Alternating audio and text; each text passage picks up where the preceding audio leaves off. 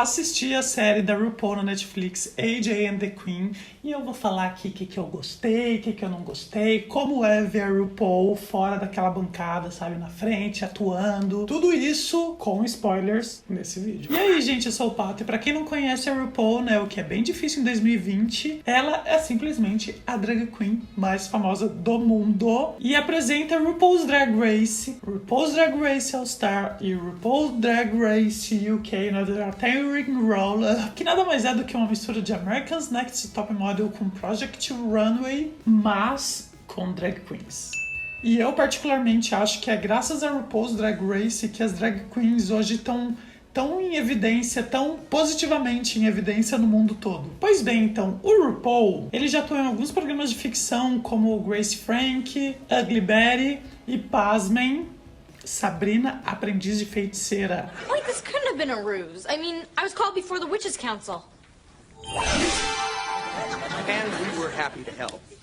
It's been a slow month and I've got teenagers at home. Mas é a primeira vez que RuPaul é protagonista numa série. Na verdade, co-protagonista, né? Porque ele divide o protagonismo da série com essa belezinha que é a Easy G. Mas, Pato, do que fala essa série? O que se trata essa série? Bom, para começar, a série é criada pelo RuPaul e pelo Michael Patrick King, que é um dos criadores do Sex and the City. A série é sobre uma drag queen, a Ruby Red, que juntou durante a carreira dela $100 mil para fazer o quê? Para abrir uma boate. Mas o namorado dela, o boy lixo, deu um golpe, levou todo o dinheiro dela, ela ficou sem nada. Então ela tem que partir numa turnê, né, para ganhar dinheiro. Uma turnê lá por alguns estados, por algumas cidades dos Estados Unidos, para sobreviver, né, para pagar as contas, para dividir o apartamento que ela tem em Nova York com um amigo cego, que também é drag queen, o Lois. Que, gente, é um dos melhores personagens da série, é um dos que eu mais gosto, e é incrível como ele tem uma química com a Ruby,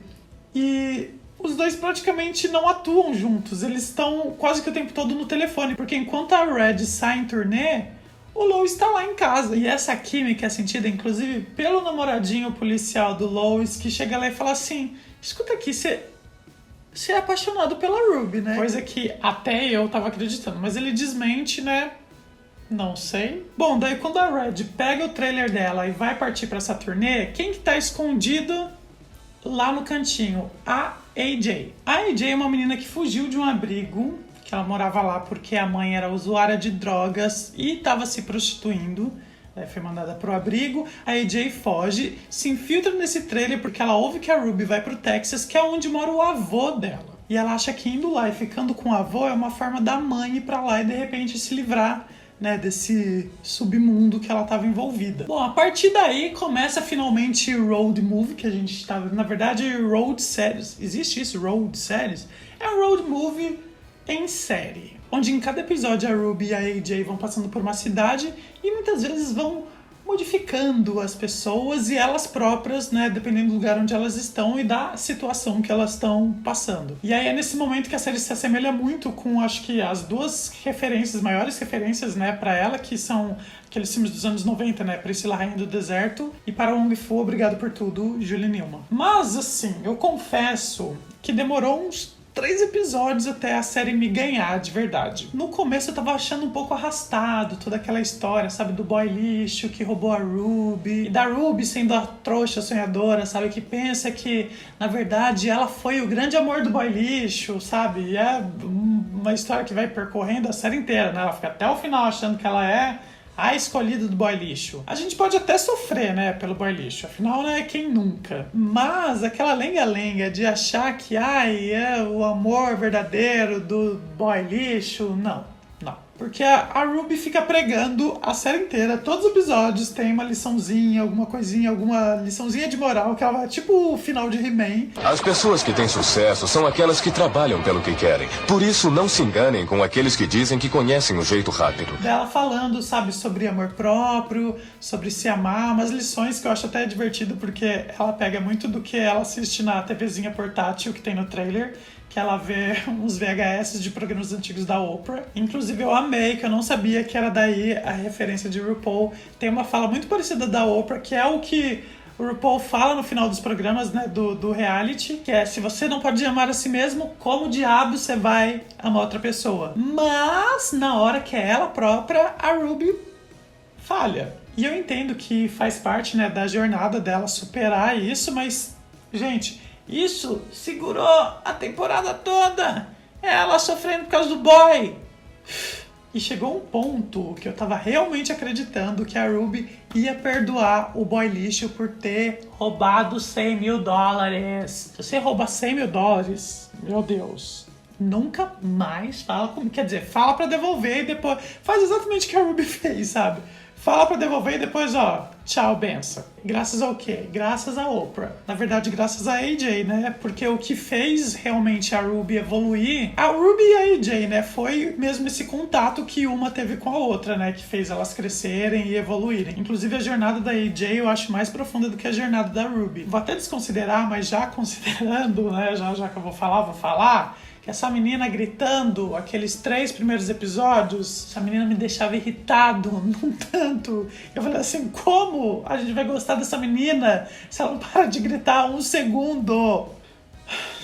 Jesus. Depois que ela quietou, depois que ela parou de gritar, daí tudo bem. Aí a gente começa a simpatizar mais com ela. E uma coisa que eu acho interessante é que no primeiro episódio, a impressão que a gente tem é que a AJ, na verdade, é o AJ, que é um menino. A gente achando que é desconstruído, não é, né? Pensa que é menino só por causa das roupas que ela tá usando. A Ruby vê a AJ sem gorro e fala assim... Mas se é uma menina, e nesse ponto é até bom a gente dar uma paradinha e analisar, porque a AJ fala pra Ruby que ela não quer ser uma menina. E a primeira coisa que vem na cabeça da Ruby é que a AJ seja um menino trans. Até que a AJ fala que ela não quer ser homem. É só que ela não gosta das referências femininas que ela tem. E eu achei legal ela ter dito isso, sabe? É uma forma da gente ver, né, que... O pensamento de uma criança, né, que ela, vendo pelas referências que ela tinha, falou assim, é muito mais fácil ser homem. O que de fato é real. Mas isso acaba sendo um pouquinho problemático, porque pode levar as pessoas menos informadas a imaginarem que é isso que torna uma pessoa trans e não é. Inclusive a AJ não é trans. Apesar que eu acho que seria mais interessante se ela fosse um menino trans, mas entra nessa problemática, né, do motivo disso que ela falou. Então, nesse caso, ok, a série resolveu seguir por esse caminho, onde a Ruby vai mostrar pra AJ exemplos positivos de mulheres fortes para que ela possa se inspirar. Tem até o momento que a Ruby fala com Lois, não sabendo direito o que a menina, o menino, menine, sabe, tentando entender o gênero com que a criança se identifica, que é interessante até, e por isso que eu acho, né, que poderia ter seguido por esse caminho, seria um pouquinho mais interessante, mas tudo bem, seguir pelo outro, que não deixa de ser ruim também, até porque mais pra frente a gente volta pra esse tema com uma outra criança que aparece no episódio do camping, lá que eles ficam com vários outros trailers, né, onde eles recarregam os trailers e tal, e tem esse menino, ele não quer ser da forma que o pai dele exige que ele seja, e tem aquele momento muito legal onde ele se veste de Sandy, de Greasy, e a RuPaul deixa em aberto. A RuPaul, vou falar às vezes a RuPaul e a Ruby, tá? Tô confuso aqui. E a Ruby fala que não tá... Ela fala isso pro pai dele, que não dá pra saber ainda o que o menino é, com o que ele se identifica, mas que aquilo tá dentro dele e que uma hora vai sair. Eu achei isso muito legal, assim, foi um pensamento bem bonito, que eu falei assim, nossa, já faço até um gancho pra todos os episódios que não são focados em shows de drag, que particularmente acho que foram os que eu mais gostei. Como aquele episódio que o trailer tá quebrado e a Ruby e a AJ tem que parar na mecânica e elas conhecem aquela mulher que perdeu os seios porque ela teve câncer de mama, e tem toda aquela relação do seio postiço da drag e aquele seio que a mulher não teve mais. Eu gosto da sensibilidade do toquinho que dá nesses episódios. E aquele episódio também da Amiga Rica que eu amei, quem faz é a Jane Krakowski, acho que é assim que fala o nome dela, que ela faz o quê? Todas as vezes que ela faz o personagem é uma mulher rica e ela faz incrivelmente bem. Eu adoro essa mulher. Achei até muito fofo mostrar aquele flashback da Red com a amiga de infância e aquela relação da Red com as bonecas e tal. Achei isso bem interessante. Tem aquele outro também na cidadezinha com aquele museu que eu não gostei tanto assim, a não ser por aquele plot da menina que quer se libertar, quer se ver livre das amarras da mãe, que a AJ e a Red até brincam que provavelmente será uma menina lésbica, né? Achei bem fofinha essa história também. Porque os episódios que tem os shows de drag acabam, às vezes, pesando um pouco a mão e forçando muito pra colocar participações e aparições de todas as drags que participaram de todas as temporadas de RuPaul's Drag Race. Tá, confesso que eu adorei. Eu adorava assistir um episódio e falar, que a Bianca, a Kátia, a Jujubee, sabe? Você seguindo assim, Ongina, gente, quando apareceu Ongina, amo. Tá, é divertido ver elas participando e tal, mas em alguns momentos a gente vê que é um pouco forçado, sabe? Quando, por exemplo, acho que é no primeiro episódio que aparece Alexis Mateo só pra falar ban, sabe? Tipo, vamos colocar aqui, vamos colocar ali a Valentina lá em cima olhando e fazendo um shade de alguém. Acaba sendo meio que um easter egg, né, pra quem assistiu RuPaul, que é interessante dependendo do episódio, dependendo de como é colocado. Mas nesse ponto acaba sendo interessante porque a gente vê a RuPaul performando, sabe? É coisa que a gente não tá acostumado a ver isso no programa, né? Que ela tá sempre atrás da bancada e tal. Sem querer julgar se ela é boa ou não, se ela é melhor ou não do que as queens. Mas é legal ver a RuPaul assim em outro lugar. O episódio da Latrice é outro nível, né? Porque também amo Latrice. Ela teve um episódio que ela era uma das protagonistas, né, do episódio. Pensando aqui, provavelmente foi meu episódio favorito, porque ele balançou justamente essas duas coisas, sabe? Dessa coisa fora do show, um pouco do show. E aí tem a Latrice que trabalha, o que é aquilo? Uma fábrica que faz produtos piratas, maravilhosa. E aí tem o plot da Ruby, que finalmente ela dá um pouquinho de descanso, né, desse negócio de ficar pensando no boy lixo, vai lá e pega um cara que é muito mais legal, muito mais bonito, né, mesmo que seja só um pouquinho, mas dá uma esvaziada aí na gente, né, nessa coisa chata. E o plot fofíssimo da AJ com o cachorrinho, gente. O que foi aquilo? Que doçura. Uma metáfora mesmo dela com a mãe dela, que vai o quê? Reverberar lá no final da temporada, lá na última cena, quando ela finalmente encontra a mãe dela e a Ruby tá de fora, né? Daquele abraço. Você fala, nossa,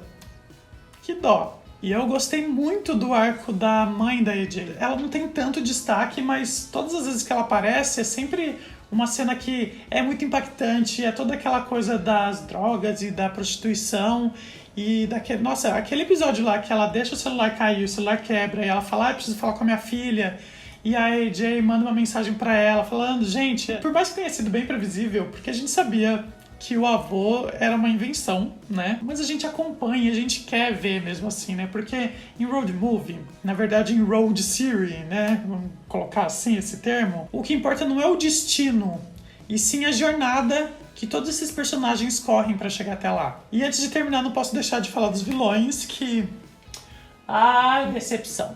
Decepção. Boy lixo sem graça, que a única motivação dele pra roubar o dinheiro era pra comprar um carro, sabe? Tipo, e aí depois tá arrependido e vai voltar e ai, não gostei. Não gostei. Depois tem aquela mulher lá que tampou no olho, tia alguma coisa, esqueci o nome dela, nem quero lembrar. Parece que é uma sósia da Michelle Visage, né, pra quem assiste RuPaul. Inclusive não entendi porque não foi a própria Michelle que colocaram pra fazer essa personagem, porque seria a cara dela. Mas enfim, achei ambos super caricatos, sabe? Uma série que tava entregando uma dramédia. Quando ia pra esses vilões, virava uma coisa meio pastelão, assim, quase Bianca Hurricane, sabe? Mas eu não vou comparar porque AJ and the Queen é imensamente superior. Tem umas pessoas que também querem comparar AJ and the Queen com Pose, que também acho que não merece ser comparado. Não é nem que Pose é outro nível, mas é um outro estilo, sabe?